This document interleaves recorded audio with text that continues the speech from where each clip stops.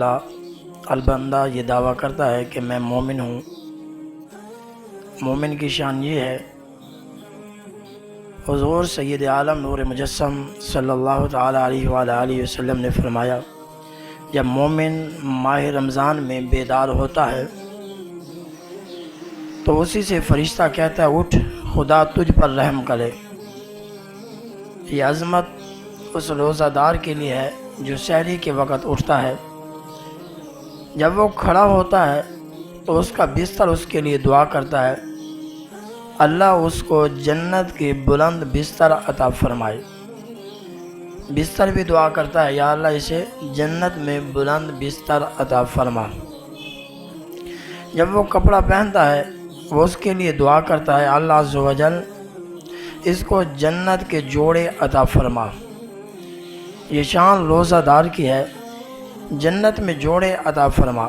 جب وہ جوتا پہنتا ہے تو اس کے لیے دعا کرتا ہے، اللہ عز و جل اس کے قدم پل صراط پر ثابت قدم رکھنا۔ وہ بھی دعا کرتا ہے۔ جب برتن لیتا ہے تو وہ اس کے لیے دعا کرتا ہے، اللہ عز و جل اس کو جنت کے برتن عطا فرما۔ جب وہ وضو کرتا ہے تو پانی اس کے لیے دعا کرتا ہے، اے اللہ عز و جل اس کو گناہوں اور خطاؤں سے پاک اور صاف کر دے۔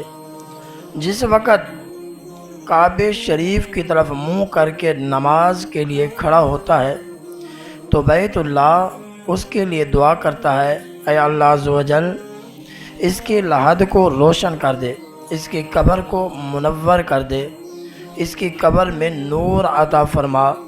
یہ کعبہ اس کے لیے دعا کرتا ہے،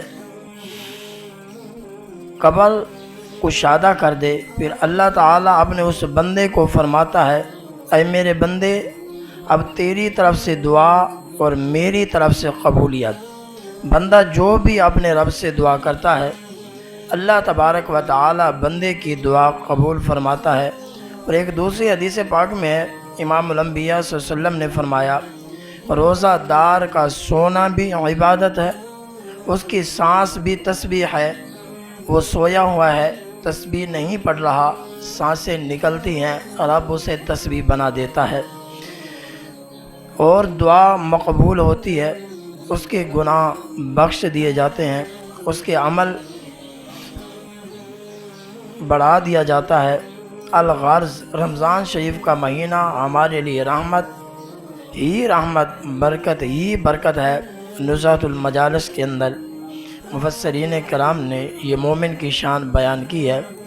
دیکھیں آپ کا اٹھنا عبادت، کپڑے پہننا، کپڑے نے دعا کی، بستر نے، کعبے نے، رب نے فرمایا تمہاری طرف سے مانگنا ہے، میری طرف سے عطا فرمانا ہے۔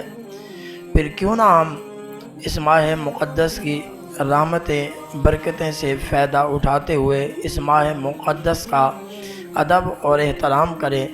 اللہ تبارک و تعالی ہم سب کو اس ماہ رمضان شریف کی رحمتیں برکتیں نصیب فرمائے۔